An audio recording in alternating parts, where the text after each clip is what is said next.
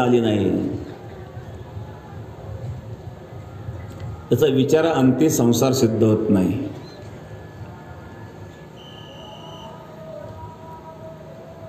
जगामध्ये सर्वचा बाद करता करता जे सार शिल्लक राहतं ते सार फक्त परब्रह्म आहे. ज्याचा बाद होतो ते सत्याच्या व्याख्येत बसत नाही. संसाराचा बाद होत असतो देश कालानुसार.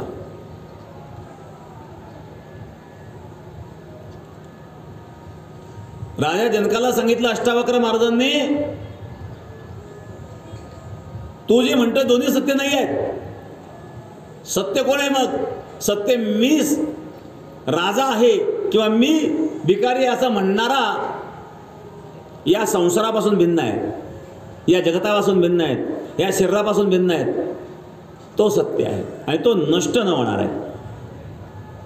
या शरीरामध्ये अशी एक शक्ती नष्ट न होणारी, ती म्हणजे आत्मशक्ती. नयनम छिंदन्ति शस्त्राणि नयनम दहति पावकाः न चैनम क्लेदेन्त्यापो न शोचयति मारुतः अच्छद्योयम दाह्योयम अक्लेद्यो शोष्ठ एव च नित्य सर्वगतस्थानोर अचलोयम सनातन. आत्मा अचल आहे, सनातन आहे, नित्य आहे. अशा प्रकारचं ज्ञान प्राप्त करून घेणं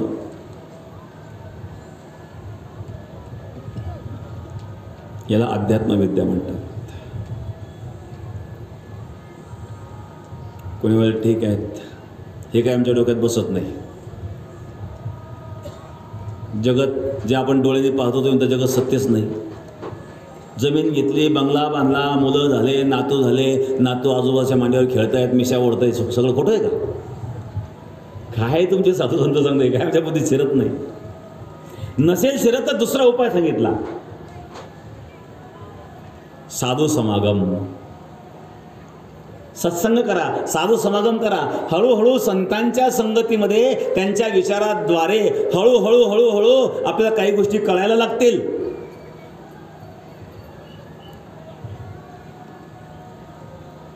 आपली काही चूक झाली तर आपल्याला समजूनही सांगतील. राजा गोपीचंद होता, स्नान करीत होता. वरच्या मजल्यावर राजाची आई होती. अनेक राण्या त्याचा स्नान घालीत होत्या. कोणी स्नान घालतंय, कोणी उठून लावतंय, कोणी अंग सोडतंय, कोणी वरून पाणी टाकतंय. आई वरच्या मजल्यावर आहेत, रडू लागली आणि त्या आईच्या डोळ्यातला अश्रू खाली पडला. त्या अश्रूचा थेंब तो गोपीचंदाच्या पाठीवर पडला. तो अश्रू इतका गरम होता, गोपीचंदाच्या पाठीला फोड आला. आईवरून रडत आहेत, थेंब त्यांच्या पाठीवर पडला गोपीचंदाच्या आणि फोड आला पाठीला. गोपीचंदांनी पाहिलं, एवढं गरम वरून काय पडलं माझ्या पाठीवर? म्हणून त्यांनी वर पाहिलं तर वर आई रडत होती. स्नान आटोपल्यानंतर गोपीचंद वर गेला, आईचं दर्शन घेतलं. आईला विचारलं, आई तू का रडतेस? माझ्यासारखा समर्थ पुत्र असताना आपला रडण्याचं कारण काय? असं कोणतं दुःख तुला झालं?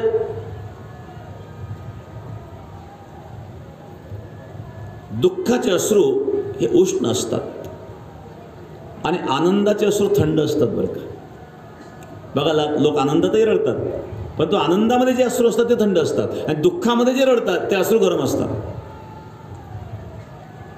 हा इतका गरम अश्रू,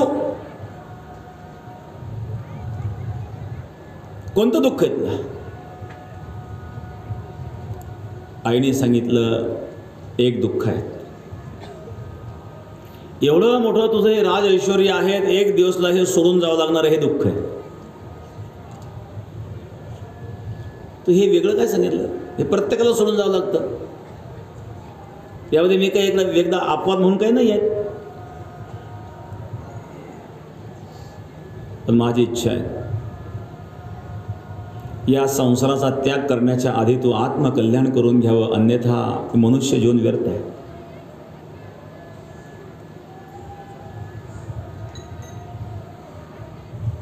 आईच्या त्या शब्दानुसार गोपीचंदाने राज्याचा त्याग केला. महाराज,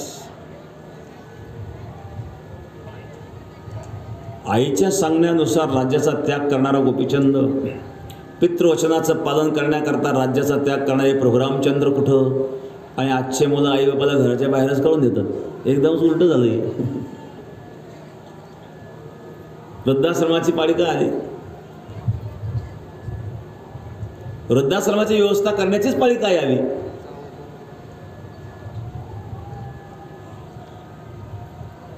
अशा प्रकारे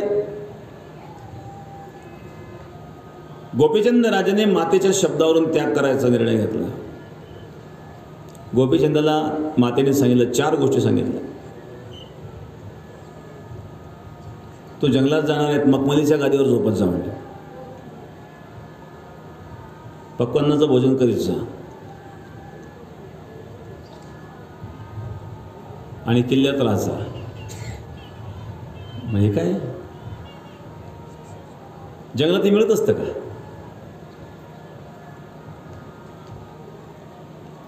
विचारल्याचा अर्थ काय नेमका? पक्वान्नाचं भोजन कसं काय मिळेल जंगलामध्ये? पक्वान्नाचं भोजन म्हणजे काय? आपण आपल्या कर्तव्याच्या पालनामध्ये जे कष्ट करतो, जे भजन करतोय, आपले भजनी बघा 6 तास भजन करतात, आपोआप भूक लागली, आपोआप झोप येते. भजन करता करता आपोआप शरीर थकून जातं आणि इतकी भूक लागते, समोर भाकरी आमटी सुद्धा पक्वान्नापेक्षाही स्वादिष्ट लागतं. हे पक्वान्नाचं भोजन आहे.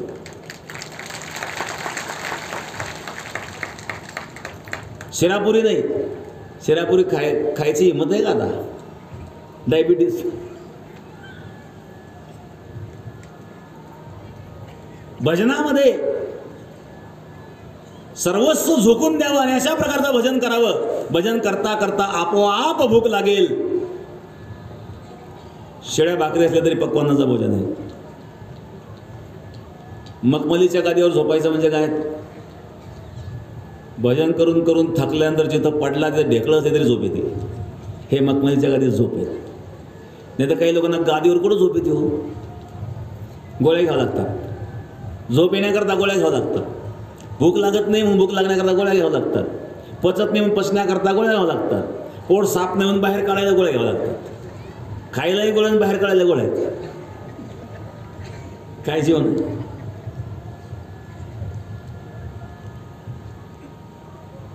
भजन करता करता थकून शरीर थकलं, शरीर थकू द्या, मनाने थकू नाही माणसं.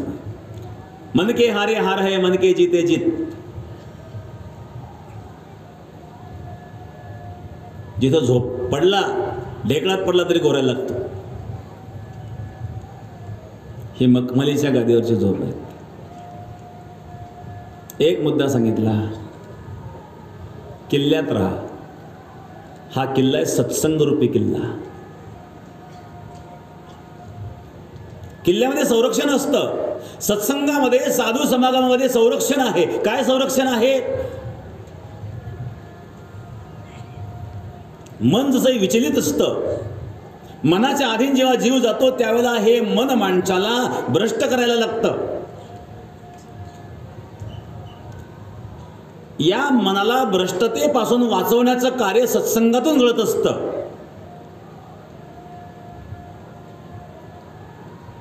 आपण चुकलो तर संत आपल्याला बोलतील, दाटतील. जोपर्यंत मनावर विश्वास नाही तोपर्यंत मनुष्याने एकटं राहू नये बरं का. कोणाच्या तरी अधीन राहावं. नाहीतर हे मन कुठेही घेऊन जातं माणसाला. मग सत्संग रूपी किल्ल्यामध्ये राहा. अध्यात्म विद्या जर यथार्थ रीतीने आपल्याला झेपत नसेल तर हळूहळू सत्संगामध्ये राहून कथा, कीर्तन, भजन, हा भजनाचा आनंद आहे. या भजनामध्ये तल्लीन व्हा, जगाचं भान राहणार नाही. तुकाराम महाराज भजनात तल्लीन होत होते. दिन रजनी हाचे धंदा, गोविंदाचे पवाळे, फक्त भगवान. रात्र नकळे दिवस नकळे, अंगी खेळे दैवते. इथं रात्रंदिवस कळतो का? मंडपात रात्र चालू आहे का दिवस चालू आहे काही लक्षात येत नाही. सारखं चालू आहे भजन. जागते स्वप्न सुषुप्ते नाठवे पाहता रूप अंतरे साठवे, असं भजन आहे. कोणी म्हणते ते जमत नाही आम्हाला. मग तिसरा मार्ग सांगितलेला आहे त्या ठिकाणी. तिसरा मार्ग काय सांगितला? वासना परित्याग. ठीक आहे, जिथं असेल तिथं राहा, जे काम करीत असेल ते काम करीत राहा, पण त्यामध्ये वासना विकारांवर विजय मिळवण्याचा प्रयत्न कर.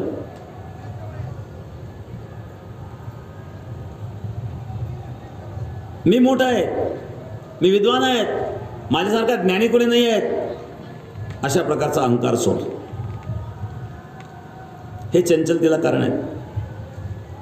याला विद्यामद म्हणतात. एक विद्यामद आहे, एक कुलमद आहे, एक धनमद आहे.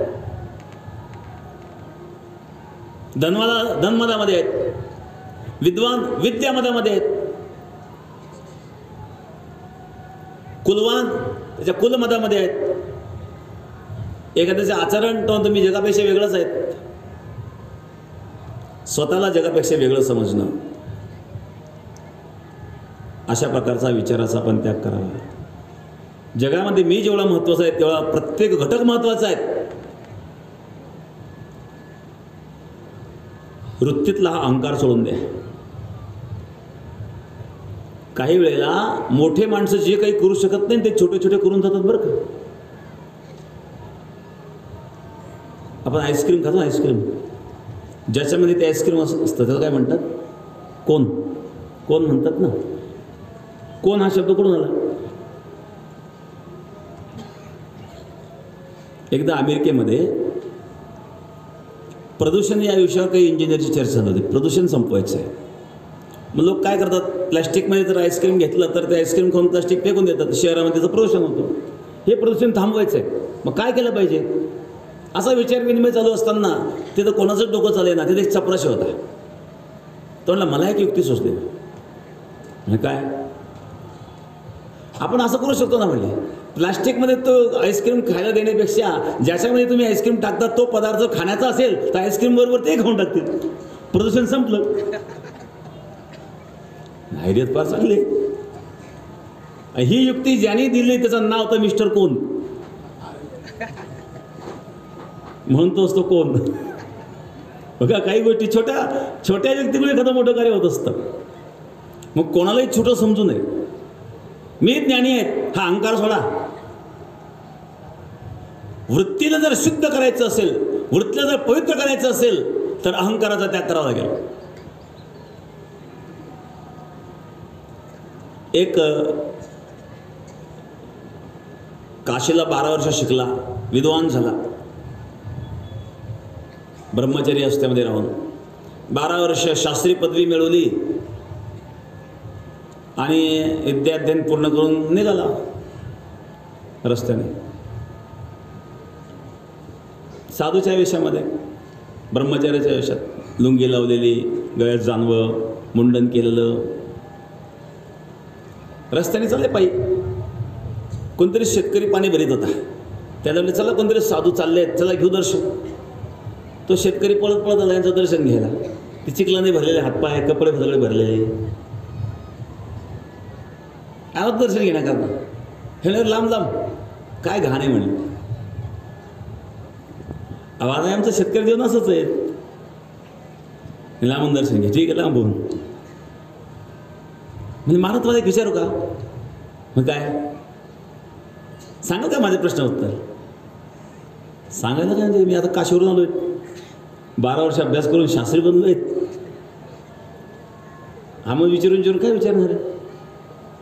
त्यांनी प्रश्न विचारला, म्हणजे महाराज पापाचा बाप कोण? तर हा प्रश्न आजपर्यंत मी कधी ऐकलाय नाही, वाचलाय नाही.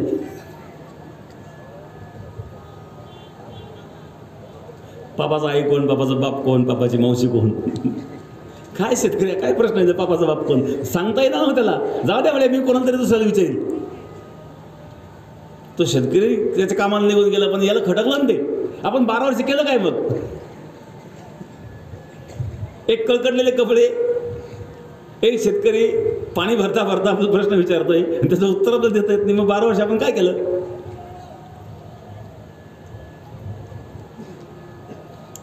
वाईट वाटलं जरा टेन्शनमध्ये झाला तो.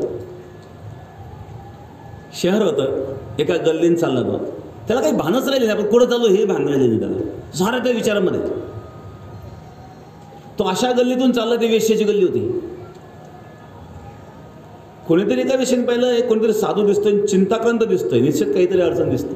ती समोर आली, तिने हात जोडले, म्हणले महाराज काय अडचण आहे मला सांगा. तू कोण? म्हणले मी एक वेश्या आहे. हो माझ्यापासून बाजूला हो म्हणले. तुझा काय संबंध आहे?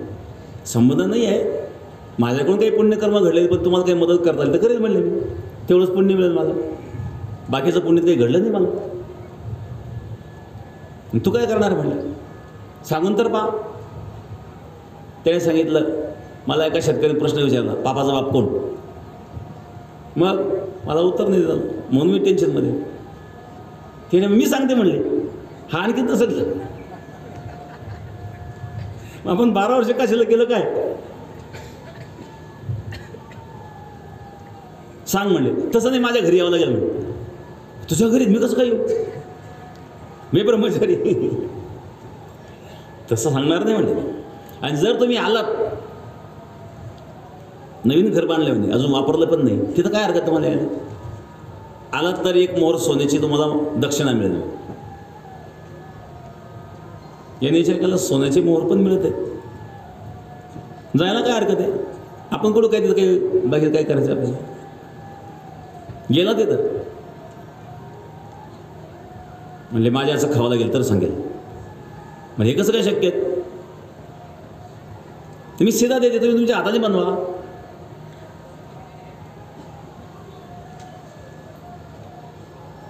नाही शक्य नाही म्हणाल. म्हणजे दुधाचे पदार्थ बनवते मी शुद्ध.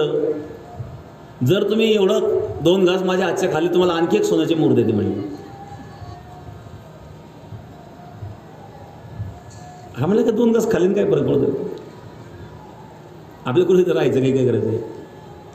तिथे स्वयंपाक केला, ताट वाढलं आणि जेवायला बसलं, हातात घास घेतला आणि तोंडात घालणार, ते एक दिली मुसकट ठेवून. माझ्याकडे यायला तयार नव्हता. सोन्याची मोहर यायला तयार झाला, भोजन करायला तयार झाला. हाच आहे पापाचा बाप, लोभ. लोभामुळं तू माझ्याकडे येण्याचा करता प्रवृत्त झाला ना. लोभामुळं लोक पापकर्म करतात, लोभामुळं लोक एकमेकाला फसवतात, लोभामुळंच अन्याय अत्याचार करतात. पण मी जगापेक्षा कोणी वेगळा आहे, हा अहंकार त्याच्या मनामध्ये होता, तो अहंकार नष्ट केला. हा सुद्धा वृत्तीमध्ये असणारा एक दोष आहे. आणि हा दोष घालवणं म्हणजे वृत्तीचं शुद्धीकरण आहे. आणि शुद्धीकरण म्हणजे शौच, पावित्र्य.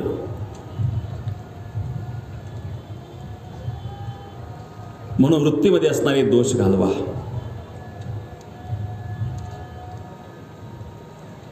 तेही शक्य नाही. आणखी एक मार्ग सांगितला, आसन प्राणायामाद्वारे मनाची स्थिरता वाढते. मनाचा आणि प्राणायामाचा फार जवळचा संबंध आहे बरं का. श्रीमद भागवतामध्ये शुकाचार्य वर्णन करतात, राजा परीक्षित, जितासनो, जितश्वासो, जितसंगो, जितेंद्रिया, या 4 गोष्टींवर विजय मिळव, तेव्हा तुला ध्यान घडेल, तेव्हा चिंतन घडेल. जितासनो, आसनावर विजय मिळव. जितश्वासो, श्वासावर विजय मिळव. जितसंगो, संगतीवर विजय मिळव. आणि जितेंद्रिय, इंद्रियांवर विजय मिळव. या 4 गोष्टींवर जर तू विजय मिळवशील तर तो मुक्त आहे. तेव्हा ध्यान घडतं. मनाचा आणि श्वासाचा काय संबंध आहे? एखादी वस्तू जर आपल्याला सापडत नाही, एखाद्या वस्तूचं जर आपलं विस्मरण झालं, विस्मृती झाली, तर आपण काय करतो? डोळे बंद करून श्वास रोखतो. श्वास रोखल्यानंतर विस्मृती झालेल्या पदार्थाचं स्मरण झालं. याचा अर्थ काय झाला? श्वास रोखला म्हणजे तिथं श्वास स्थिर झाला. आणि श्वास स्थिर झाला म्हणजे मन स्थिर होत असतो. म्हणून मनाच्या स्थिरतेकरता आणि अशा प्रकारे सहाय्यक प्राणायाम असतो. म्हणून प्राणायाम, आसन आदी प्रक्रियेद्वारे सुद्धा आपण अंतःकरणाला शुद्ध करू शकतो. हे पातंजली योग दर्शनामध्ये याचं वर्णन आहे. अशा प्रकारे मनाच्या शुद्धीकरणाचे, विचाराच्या शुद्धीकरणाचे, वृत्तीच्या शुद्धीकरणाचे, बुद्धीच्या शुद्धीकरणाचे अनेक उपाय आपल्याला या ठिकाणी पाहायला मिळते. त्याच्याकरता वासना शुद्ध बनवा.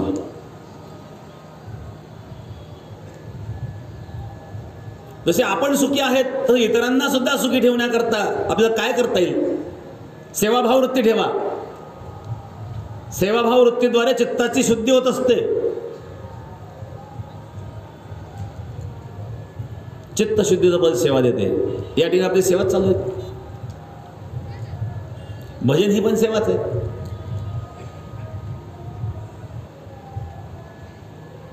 भोजन, लोकांना भोजन घालण्याकरता स्वयंसेवक रात्रंदिवस झटतायत, ही सेवा नाही का? ज्या सेवेमध्ये स्वार्थ नाही आहे ती सेवा म्हणजे भगवंताची पूजा आहे. आणि अशी सेवा जर तुम्ही कराल, निस्वार्थ सेवा कराल, तर या निस्वार्थ सेवेद्वारे भगवान परमात्मा संतुष्ट होतात, भगवान प्रसन्न होतात.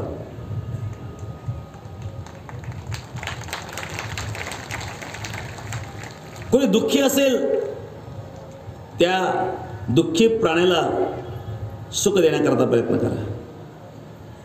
कोणाचं अनिष्ट स्वप्नात सुद्धा अनिष्ट चिंतन करू नका.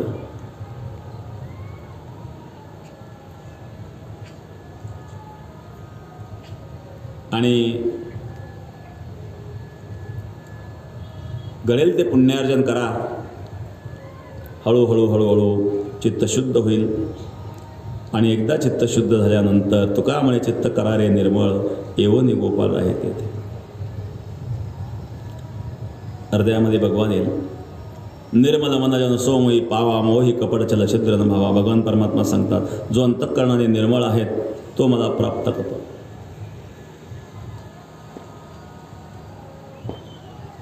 म्हणून ही असणारी शुद्धी आहे.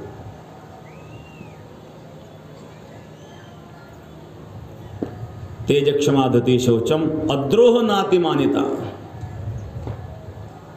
अद्रोह, कोणाचाही द्रोह करू नये. अनिष्ट करणाराचं सुद्धा वाईट चिंतन करू नये.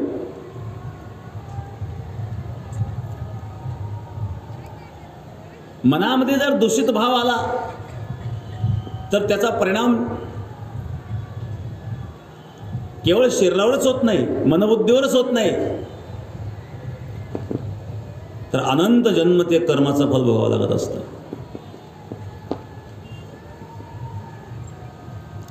या जन्मात केलेलं कर्म तो पुढच्या जन्मातही भोगावं लागतं. नाही असं नाही. भीष्माचार्य रणांगणात पडलेले होते. अर्जुनाच्या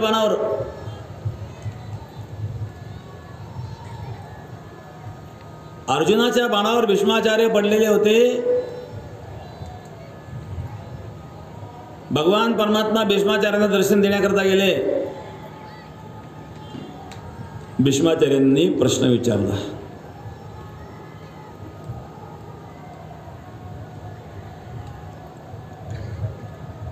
मी काय पाप केलं असं? अर्जुनाच्या बाणावर ह्या वेदना सहन करायची पाळी मला काय हवी? 57 दिवस भीष्माचार्य अर्जुनाच्या बाणावर होते. असं कोणत्या कर्माचं फल मला मिळतं? हे भगवंताने सांगितलं. पूर्वजन्मीतले काही प्रसंग सांगितला. एक सरडा होता. सरड्यात स्वभाव आहे बघा, माणूस पाहिला की तसं फुगतो, रंग बदलतो. तो सरडा असा फुगला. याला राग, काय सरडा बाबळीच्या काठीवर राहतो म्हणले. हा काय फुगला? त्याला धनुष्य बाणाच्या टोक्याने धरलं आणि उचलून बाजूला फेकलं. तो बाबळीच्या काट्यांमध्ये पडला आणि त्या सरड्याच्या सर्वांगाला ते बाबळीचे काटे टोचले आणि तिथंच त्या सरड्याचा मृत्यू झाला. हे कर्म पूर्वी घडले, पूर्वजन्मी. त्याचा परिणाम आज अर्जुनाच्या बाणावर आहे. ऋण वैर हत्या हे तो न चुके न देता. कर्माचं फल कोणाला चुकलेलं नाही आहे. म्हणून अद्रोह, तेजक्षमा धृती शौचम अद्रोह. पाचवा अद्रोह. अद्रोह म्हणजे कोणाशी द्रोह करू नका, द्वेष करू नका. चुकणार नाही कर्माचं फल. द्रौपदीला भर सभेमध्ये नग्न करण्याचा प्रयत्न झाला. का झाला माहिती आहे? आपण म्हणतो द्रौपदीवर मोठा अन्याय झाला. अन्याय झाले बरोबर आहे, पण त्याच व्यक्तीवर तो अन्याय का व्हावा? काहीतरी जबाबदारी आहे प्रत्येकाची. त्याचं कारण सांगतो. पांडवांना खांडवन दिलं होतं. पांडवांनी आपल्या कर्तृत्वाच्या बळावर त्या खांडवनाचं इंद्रप्रस्थ बनवलं. इंद्राला ईर्ष्या निर्माण व्हावी अशा प्रकारचं एक राज्य बनवलं. मय नावाचा एक दानव होता, त्याने एक रंग महल बनवला. आणि पांडवांच्या राजस्वी यज्ञामध्ये ज्यावेळेला अनेक राजे महाराजे त्या ठिकाणी उपस्थित झालेले होते, दुर्योधन देखील त्या ठिकाणी होता.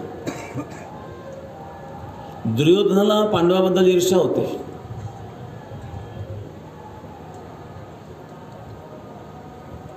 यांना आम्ही जंगल दिलं होतं खांडवन, यांनी एवढं मोठं इंद्रप्रस्थ बनवलं. ही ईर्ष्या तर होतीच.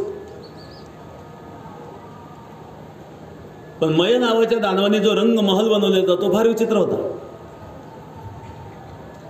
एखाद्या ठिकाणी बगीच्याचं चित्र असायचं भिंतीवर, पण असं वाटत होतं प्रत्यक्ष बगीचाच आहे. दुर्योधन गेला, त्याला चला झाडाखाली बसला होता, भिंतीलाच धडकला. कारण ते चित्र होतं, पण ते चित्र आहे असं त्याला कळालं नाही. प्रत्यक्ष बगीचा असं वाटत होतं, भिंतीला धडकला.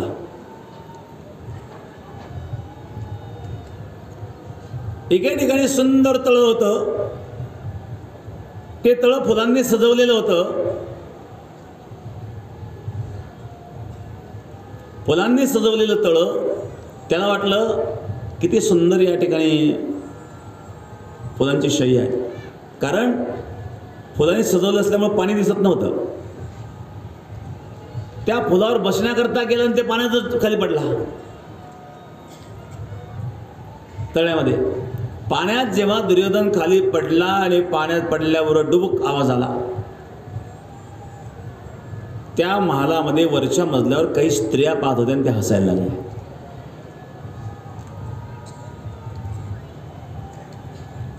तेवढ्यामध्ये धर्मराज युधिष्ठिर, भीम आणि अर्जुन हे तिथून चालले होते आणि भीम अर्जुन सुद्धा हसायला लागले.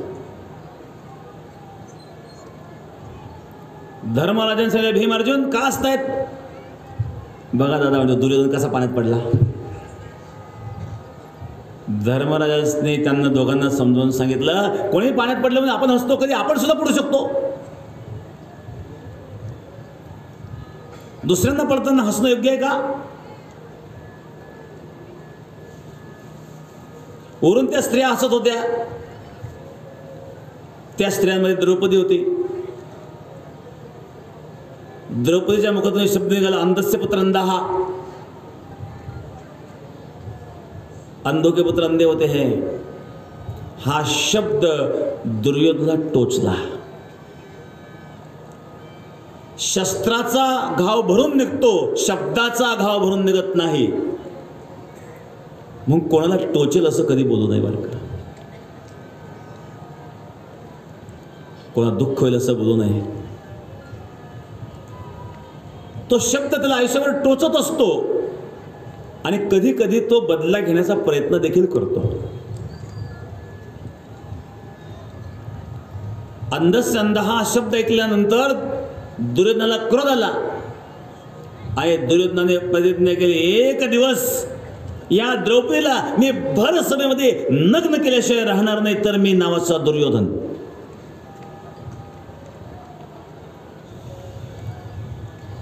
का प्रसंग द्रौपदीवर आला त्याला द्रौपदी सुद्धा जबाबदार आहे. नेमका आपल्यावर का प्रसंग येतोय? आपल्यावरच का प्रसंग येतोय? ज्या गोष्टी घडायला नको होत्या पण घडण्याकरता कारण, कारणाशिवाय कार्य नसतं.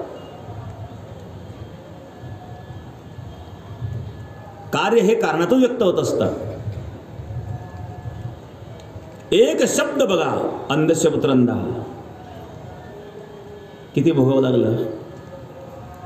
अर्जुनाचं आणि भीमाचं हसणं किती भोगावं लागलं. कारण भीम आणि अर्जुन जेव्हा दुर्योधनाला पाण्यात पडताना पाहून हसला, दुर्योधनाने सांगितलं यांना सुद्धा मी दर जंगलात भटकायला लावल्याशिवाय राहणार नाही, तर मी दुर्योधन.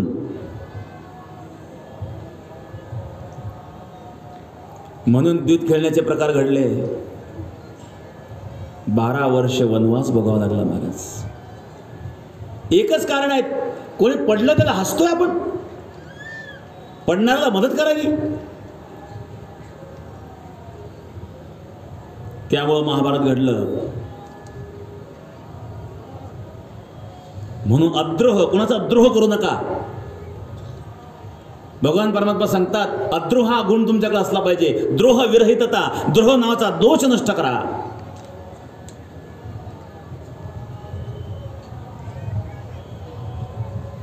कोण आहे हे जीवाचा नगळो मत्सर, वर्म सर्वेश्वर पूजनाचे. हीच खरी पूजा आहे.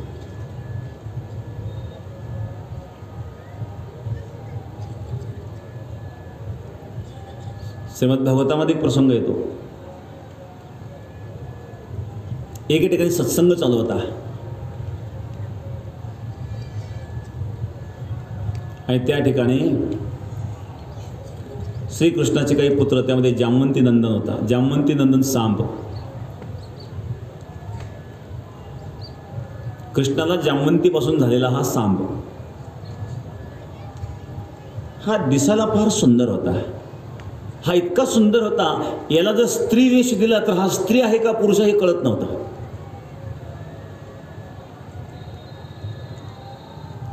एके ठिकाणी सत्संग चालू आहे. भृगु, अंगिरा, च्यवन आदी ऋषी, दुर्वासा, वशिष्ठ,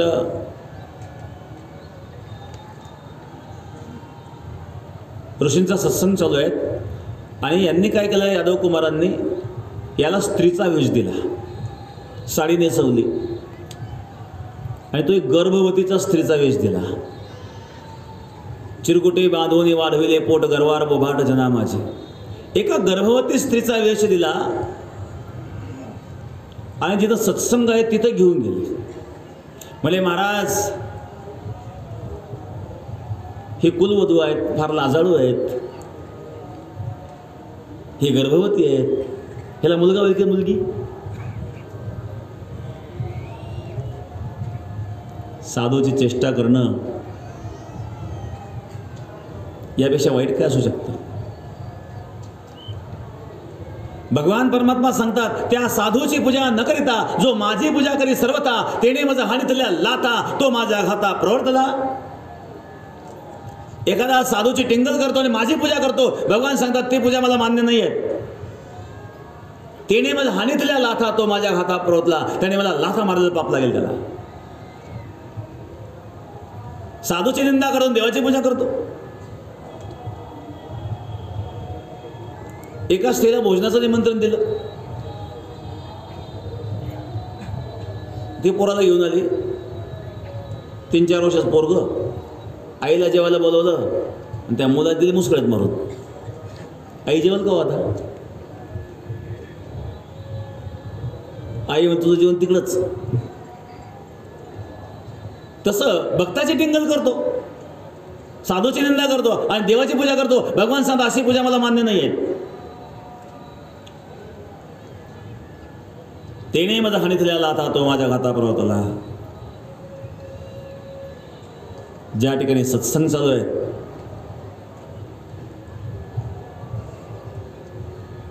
अशा या सत्संगाच्या ठिकाणी जाऊन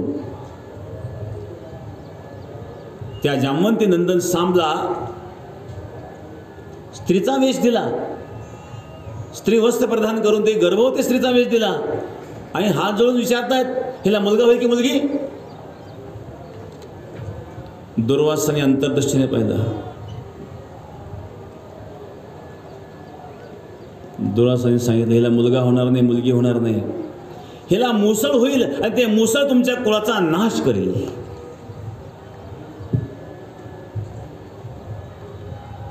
आणि तो प्रकार पुढे घडला. घाबरले. घाबरल्यानंतर बाजूला गेले आणि पोट सोडून पाहिलं तर निघालं मुसळ. संत महापुरुषांच्या शब्दामध्ये एक शक्ती आहे. जीवनभर जो कधी असत्य बोलला नाही आहे, जीवनभर भगवंताचं चिंतन नामस्मरणाशिवाय भगवंताच्या नामाव्यतिरिक्त काही जो बोललेला नाही आहे, त्याच्या वाणीमध्ये एक सामर्थ्य निर्माण होत असतं. हे वाणीचं तेज आहे. संत महापुरुषांच्या समोर जाऊन अशा प्रकारे विचित्र वक्तव्य करणं, विचित्र चेष्टा करणं उचित नाही आहे. शेवटी मुसळ, त्या मुसळाची बारीक पावडरही केली, समुद्रात फेकून दिले.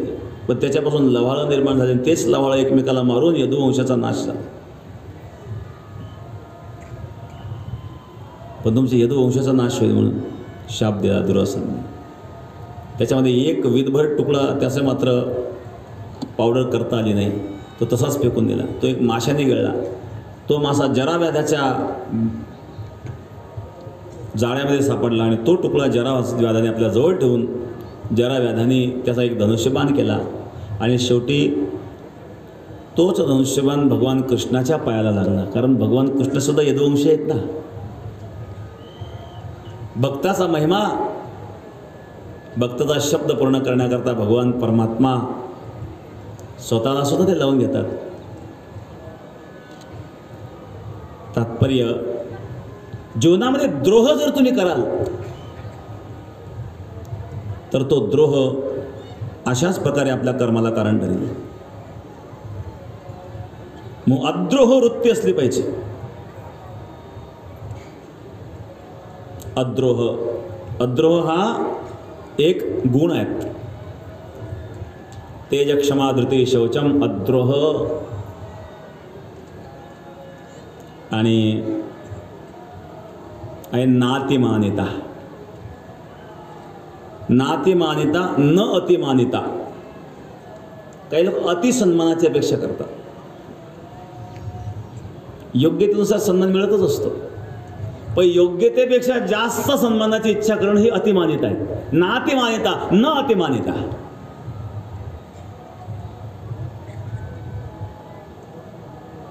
सन्मानाची अपेक्षा वाईट नाही आहे, पण अति अपेक्षा करणं वाईट आहे. अत्यर्थम मान अभिमान अतिमान. अत्यर्थम मान अतिमान. स यस्य विद्यते स अतिमानी तद अभाव नातिमानिता. त्याचा अभाव म्हणजे न अतिमानिता.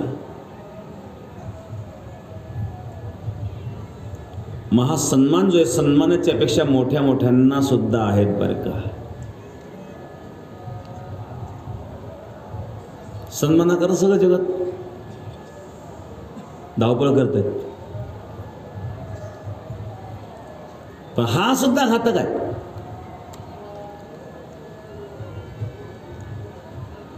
बघा, बऱ्याच लोकांना सगळा त्याग होईल, संसाराचा त्याग होईल, सर्व होईल, पण मान्यतेचा त्याग नाही होत. मला मानावी ही अपेक्षा प्रत्येकाला असते, त्यागाला असते. भोगी लोक जिवंत त्यातच आहेत, पण ज्यांनी त्याग केला ते सुद्धा मानाकरता झटतात.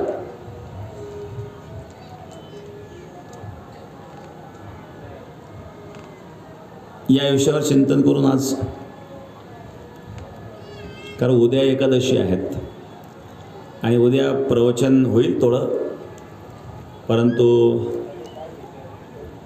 उद्या या ठिकाणी काही जंगलदास महाराज आश्रम यांचे जे काही संत आहेत त्यांचं थोडा वेळ सत्संग होऊन मग आपलं प्रवचन आणि कीर्तन पण आहेत. म्हणून आज आपल्याला या काही गोष्टी आज संपवायच्या आहेत. या ठिकाणी ओम गुरुदेव जंगलदास महाराज आश्रम यांच्या वतीने उद्या एकादशीच्या फराळाची पंगत आहे.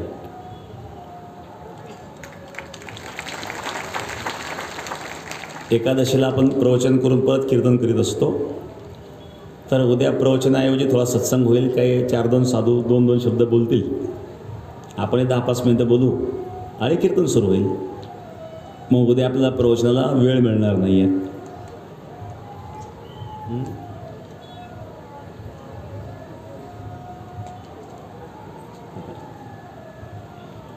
तर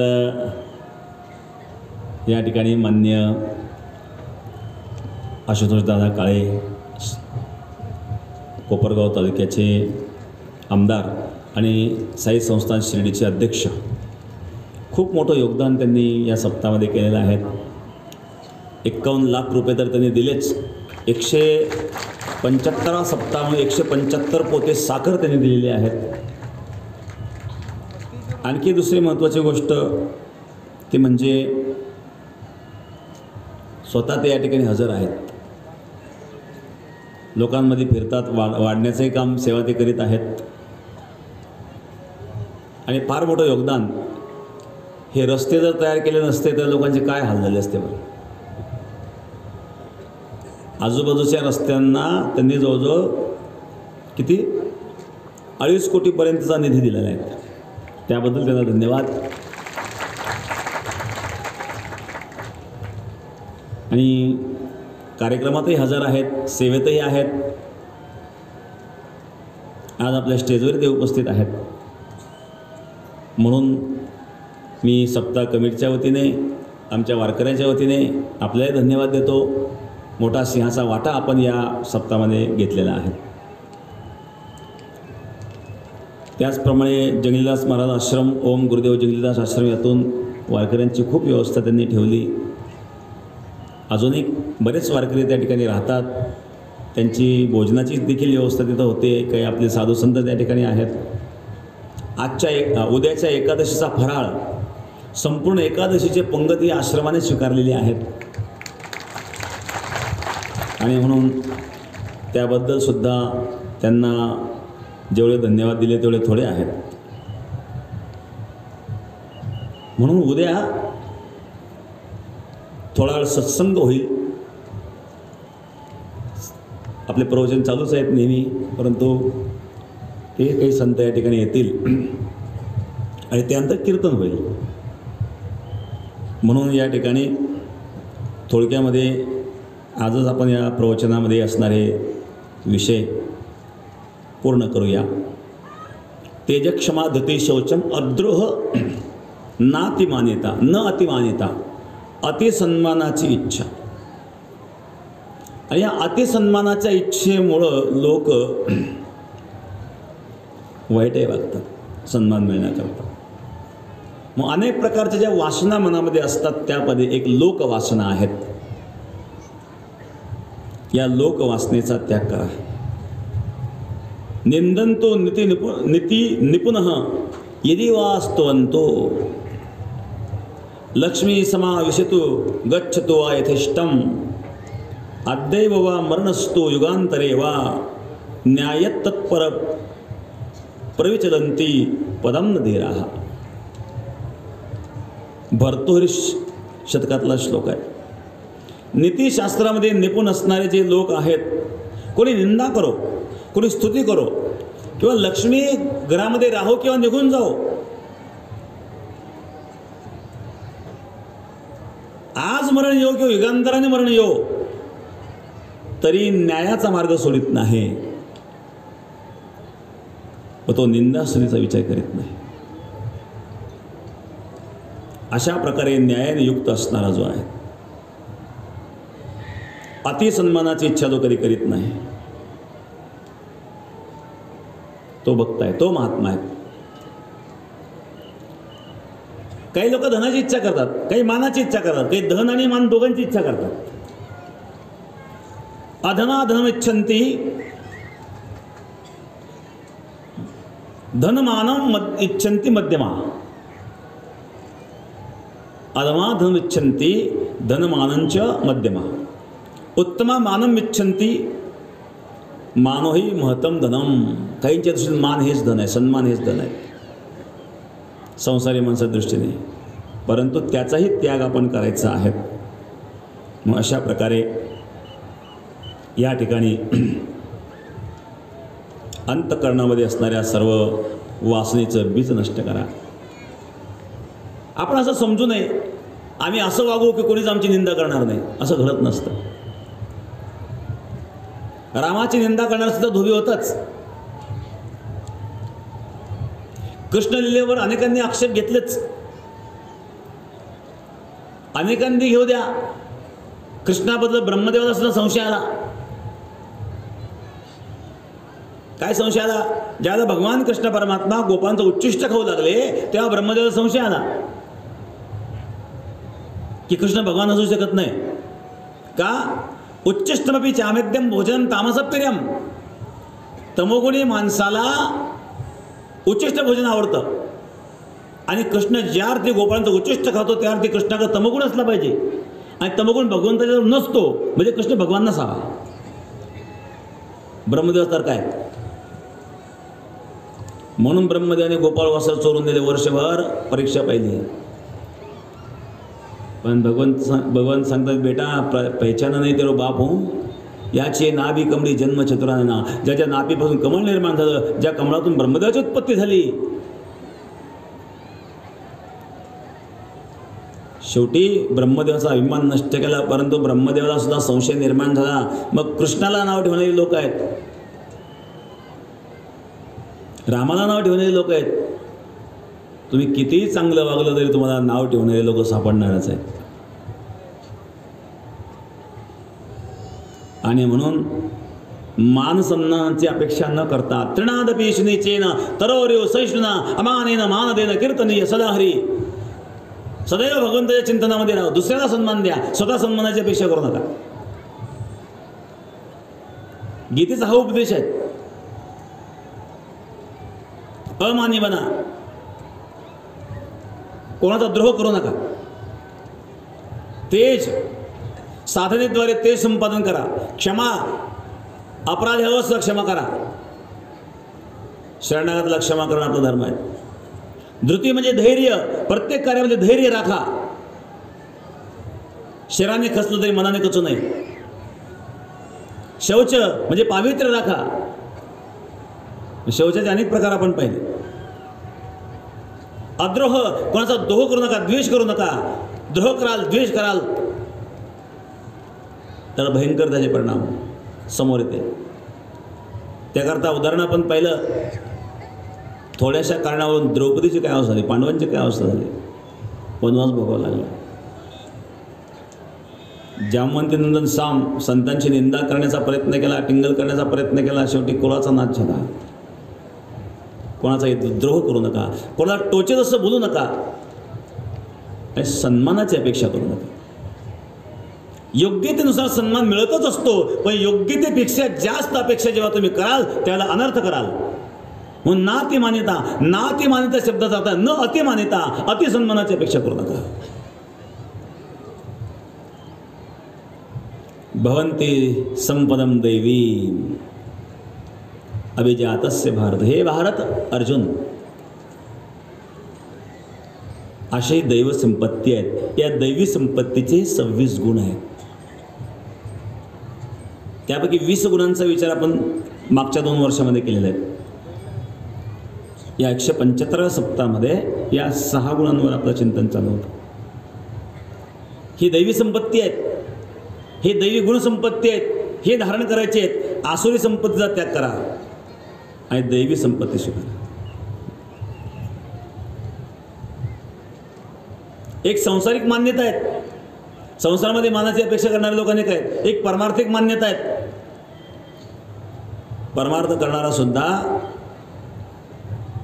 मानाची अपेक्षा करतो. कोणी जर आपली स्तुती केली गोड वाटतं ना आपल्याला. तुम्ही किती परमार्थिक राहतो, किती कष्ट करता हो, किती दानशूर राहतो, हा आपण कोण करणार आहे, करता करता तो परमात्मा आहे असा वरून जरी बोलत असला तरी आतून गुदगुल्या होतातच. प्रत्येकाला होतात. वरून म्हणतो अहो करता करता परमात्मा कोण आहे, परमात्मा आहे, आपण कोण करणार आहे, तो करून घेतो. असं जरी तोंडाने बोलत असला तरी कोणी केलेली स्तुती आवडते ना प्रत्येकाला. एकदा अकबराने प्रश्न विचारला, जगामध्ये सगळ्यात गोड पदार्थ कोणता. अनेकांनी वेगवेगळी कारणं सांगितली. बिरबलने सांगितले जगातील सगळ्यात गोड पदार्थ म्हणजे स्तुती. स्तुतीसारखं गोड कोणीच नाही. स्तुतीने देव सुद्धा बाळतो.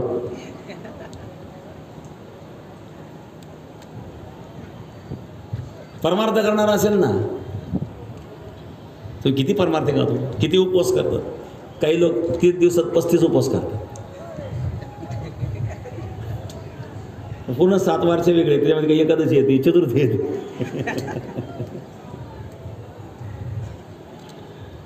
30 येतो. 30 दिवसात 35 उपवास करणं महत्त्वाचं नाही आहे. पण कशा करता? आम्ही फार मोठे धार्मिक आहोत. काही लोक महिना उपवास करतात. आम्ही फार धार्मिक आहोत. पण त्यामध्ये काही वेळा अहंकार निर्माण होतो की जगापेक्षा मी वेगळा आहे. एकदा स्वामी शरणानंदजी महाराजांना एकाने प्रश्न विचारला होता सत्संगामध्ये. म्हणजे महाराज आम्ही दोघं आहेत, एका रूममध्ये राहतो. मी पाठी 4 वाजता उठतो आणि 7 वाजता उठतो. त्यांनी महाराजांना तक्रार केली, हा 7 वाजता उठतो, मी 4ला उठतो. महाराजांनी सांगितलं उद्यापासून तू 8ला उठीत जाय. मग तो दिसणार नाही. तो 7ला उठतो, मी 4ला उठतो. त्याला हे दाखवायचं आहे की मी लवकर उठतो, तो उशिरा उठतो. त्यापेक्षा तू 8ला उठत जा. म्हणजे तो हा अहंकार नष्ट.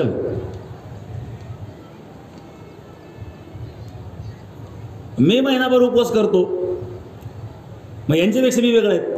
हा सुद्धा एक अहंकार आहे. हा पारमार्थिक अहंकार आहे. परमार्थ करीत असताना यातूनही तो सन्मानाची अपेक्षा करतो.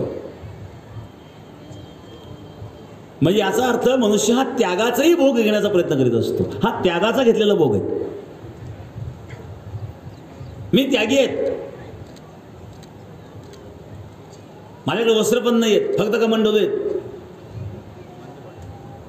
अशा प्रकारचा भाव मनामध्ये निर्माण होणं म्हणजे त्यागाचा भोग आहे. अशा प्रकारे सन्मानाची अपेक्षा याचा अभाव म्हणजे ना अतिमानिता न अतिमानिता. म्हणून मान सन्मानाची अपेक्षा करू नका. या जगामध्ये सर्व चिन्मात्र चैतन्यरूप आहेत. परमात्मा सर्वदूर सर्वव्यापी आहेत. वासुदेव सर्वमिति स महात्मा सुदुर्लभः.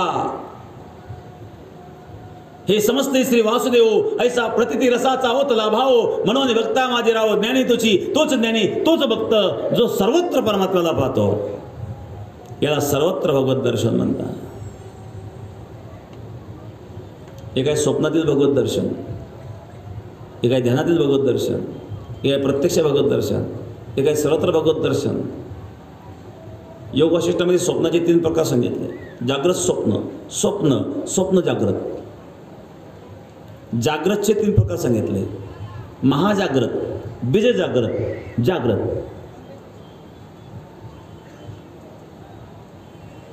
आणि स्वप्नाचे जागृत स्वप्न, स्वप्न जागृत. ह्या सगळ्या व्याख्या आहेत. या सर्व व्याख्या पाहायला आपल्याकडे वेळ नाही आहे. पण जागा असताना ते लोक स्वप्न पाहतात ना. एक वाक्य गणपतवाणी विडी पितांना चावायची नुसती काळी आणि मनाशीच म्हणायचं की मी या जागेवर बांधेन माडी. बिडी पितांना चावायची नुसती काळी, बिडीला पैसे देईन तो या जागेवर माळी बांधेन. हे कोणतं स्वप्न आहे? मी एक छोटंसं उदाहरण सांगतो आणि आवरून घेतो. एक मनुष्य स्वप्न पाहत होता. भिकारी भिक्षा मागायचं, पीठ मागून आणायचं, उरलेलं पीठ माठात भरून ठेवायचं. तो माठ भरला पिठाने टांगून ठेवला वर. त्या पिठाकडे पण मनातल्या मनात विचार करतोय, जर दुष्काळ पडला तर या पिठाचे फार पैसे होतील. म्हणले बरं किती पैसे होतील? तर म्हणला एखाद्या शेळीला त्या पैशात. दुष्काळामध्ये शेळ्या स्वस्त मिळतील. मग शेळी आल्यानंतर 5-6 वर्षामध्ये 20-25 शेळ्या होतील. त्या शेळ्या विकून टाकायच्या. शेळीची जात फार विचित्र, कुठेही तोंड घालते, ठेवायचीच नाही. 2 जर्सी गाई घेऊ म्हणजे 20-20 लिटर दुधाचे. 40 लिटर दूध होईल. काय भाव दूध आता? 30-35 32 आहे. तर आपण 30 धरू. शाळेत ड्रेस किती झाले? 1200. 500 खर्चात गेले, राहिले 700. महिन्यात किती झाले? 21,000 रुपये. मग महिन्याचे 21,000 जर दुधाचे मिळायला लागले तर लग्न करायला काय हरकत आहे? कोणी मुलगी दिली ना आपल्याला, मग लग्न करून टाकू. मग पत्नी येईल, मुलाबाळ होतील. मी सगळे दूध काढीत असेल तेव्हा पोरगं पळतील. पोरगं म्हणेल पप्पा पप्पा, मम्मीने बोलावलं. मी म्हणजे चल बसला होता, समजत नाही का मी काम करतो इथं. त्याच्यात पत्नी बाहेर येईल, आमच्या दोघांचे भांडणं होतील. मला असा राग येईल, तिला अशी लात मारील. अशी लात मारली मडक्याला सगळं पीठच पीठ अंगावर.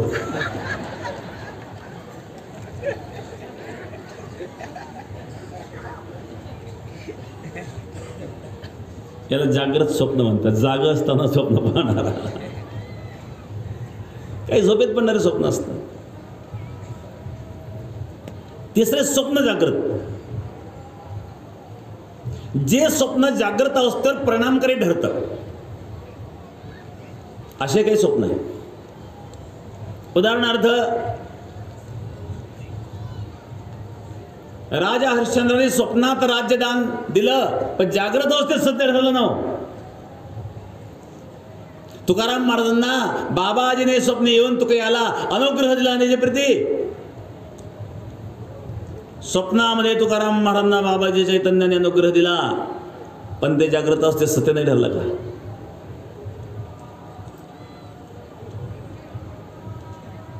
सत्यगुरुराई कृपा माझं केली, परी नाही घडली सेवा काही. सद्गुरूंनी माझ्यावर कृपा केली, पण सेवा घडली नाही, त्याची खंत वाटली. तुका म्हणे माझं न घडता सेवा, पूर्वपुण्य ठेवा ओढवला. पण जरी मला सेवा घडली नाही तरी पूर्वपुण्य ठेवा ओढवला. पूर्वपुण्यामुळं सत्संग लाभला. आणि स्वप्नामध्ये सद्गुरूंचा साक्षात्कार झाला. स्वप्नातील साक्षात्कार जागृत अवस्थेत सत्य ठरला. काही जागृत अवस्थेत सत्य ठरणारे स्वप्न असतात. वृंदावनमध्ये एक महात्मा होते. महात्मा म्हणजे एक संसारिक माणूस होता, शिकलेला, आणि तो रिटायर झाला नोकरीतून. त्याने ठरवलं इथून पुढचं जीवन वृंदावनमध्ये आपल्याला घालवायचं. साधू संतांची सेवा. काही थोडाफार पैसा जवळ होता, काही रिटायरमेंटचे पैसे आले. त्याला वाटलं आपण तिथं 4-2 साधूंची सेवा करावी. एक दिवस तो आजारी पडला. तिथं काही साधूंना भोजन घालायचा, तो तिथं आजारी पडला. आजारी पडल्यामुळे सेवा करता येणार, आणि त्यामुळे साधू त्याची सेवा करायला लागले. त्याला वाईट वाटलं. आपण साधूच्या सेवेकरता आलोय, साधूकडून सेवा घेण्याकरता नाही आलोय. तो रडायचा, हे भगवंता मला लवकर नीट कर. मी तर साधूची सेवा करण्याकरता आलोय, साधूंकडून सेवा घेण्याकरता नाही. पण आता त्याने आतापर्यंत साधूंची सेवा केली, तो जर आजारी पडलाय तर साधूंचंही ते कर्तव्य आहे. एक दिवस खूप रडला तो. रडता रडता त्याला तशी झोप लागली. झोपेमध्ये एका साधूचं दर्शन झालं, आणि त्यांनी विनंती केली, महाराज माझ्यावर अशी कृपा करा की हे शरीर रोग माझे संपवा, की जेणेकरून मला सेवा करता येईल. त्या साधूने तिला प्रसाद दिला स्वप्नामध्ये. वाटतं हा प्रसाद तू खा, तुझा रोग बरा होईल. त्याला जाग आली. जाग आली तर तो प्रसाद अंथरुणात पडलेला होता. वास्तविक स्वप्नातला पदार्थ जागृत अवस्थेत नसतो. कारण स्वप्नामध्ये प्रातिभासिक सत्ता आहेत, एक जागृत अवस्थेमध्ये व्यावहारिक सत्ता आहेत. व्यावहारिक सत्ता आणि प्रातिभासिक सत्ता दोन्ही सत्ता भिन्न आहेत. स्वप्नातील पदार्थ व्यवहारात उपयोग येतो का? आला का कधी? स्वप्नातील पदार्थ व्यवहारात उपयोग येत नसतो. परंतु काही स्वप्न असे आहेत, क्वचित असे प्रसंग घडतात की अशा प्रकारे त्याला ते स्वप्न पडलं आणि स्वप्नामध्ये त्याला प्रसाद दिला. जाग आल्यानंतर तो प्रसाद अंथरुणामध्ये त्याला दिसला. तो प्रसाद त्याने सेवन केला, आणि प्रसाद सेवन केल्यानंतर तो रोगमुक्त झाला. अशा प्रकारचे जे काही स्वप्न असतात याला स्वप्न जागृत असं म्हणतात. म्हणून एक जागृत स्वप्न, दुसरं स्वप्न साधारण स्वप्न आणि तिसरं स्वप्न जागृत. एक स्वप्नात असणारं भगवत दर्शन आहे.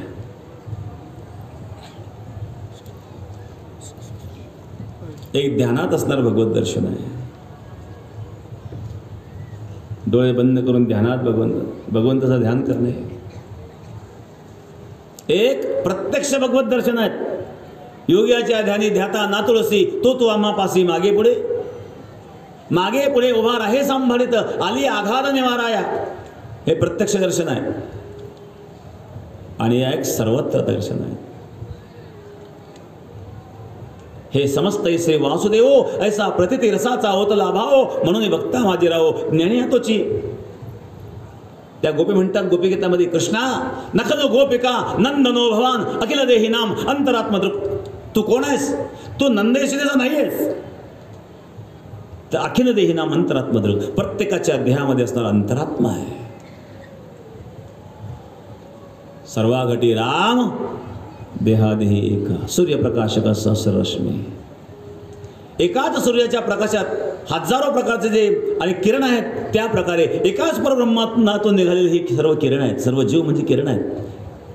त्या परमात्म्याचे वंश आहेत. ममे वंशो जीव लोके जीवभूत सनातना. ममे वंश जीव लोके, जीव माझा अंश आहे भगवान सांगतो. असा त्या परब्रह्माचा अंश, ही सृष्टी त्याच्यापासूनच निर्माण झालेली आहेत आणि सृष्टीमध्येच परमात्मा आहेत. अशा प्रकारची दृष्टी निर्माण व्हावी, सात्विकता निर्माण व्हावी आणि अंतःकरणातले दोष नाहीसे करावे. भवंती संपदम दैवी, ही दैवी संपत्ती आहेत. अभिजातस्य भारत, हे भारत, हे अर्जुन. भारत म्हणजे काय? भारत, जो आपल्या भावामध्ये रत आहे त्याला भारत म्हणतात. भावभक्ती ज्या देशामध्ये ते भारत आहेत. भारत, रत म्हणजे रत असणे, भा म्हणजे भाव, भावामध्ये रत. भारताच्या प्रत्येक कान्याकोपऱ्यात जिकडे तिकडे भक्तिरस आहेत, भक्तिरस. जगामध्ये हा एकमेव देश आहे. म्हणून आपल्याला देशाचा सुद्धा स्वाभिमान असला पाहिजे. काही लोक देशद्रोही असतात, काही राजद्रोही असतात, काही समाजद्रोही असतात. समाजामध्ये द्रोह करणारे लोक नाहीत का? समाजद्रोह, राजद्रोही, देशद्रोही, या सर्व द्रोहाचा त्याग करून देशावर प्रेम असावं. संस्कृतीवर धर्मद्रोही असतात काही. धर्माचं पालन करावं. धर्माचं पालन करण्याकरता शास्त्र आहेत, धर्माचं पालन करण्याकरता संस्कृती आहेत, धर्माचं पालन करण्याकरताच संत आहेत. धर्माचे पालन करणे, पाखंड खंडन, हेच आम्हा करणे काम. हेच काम आहे मला, दुसरं काही काम नाही. काम नाही झालं पाहिजे काम, आम्ही सगळे रिकामे आहेत, पण एवढंच काम आहे, हेच आम्हा करणे काम. गोमातेचं रक्षण, गो हत्या होता तो, आपण काही बोलू शकत नाही, दुर्दैव आहे. इथं कोपरगावमध्ये फार प्रकार होता तो. आम्ही एकदा बोललो, बंद झालं म्हणतं, पण पुढं चालू होऊ नये.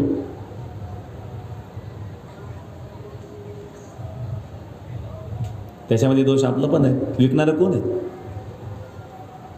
का विकतो आपण?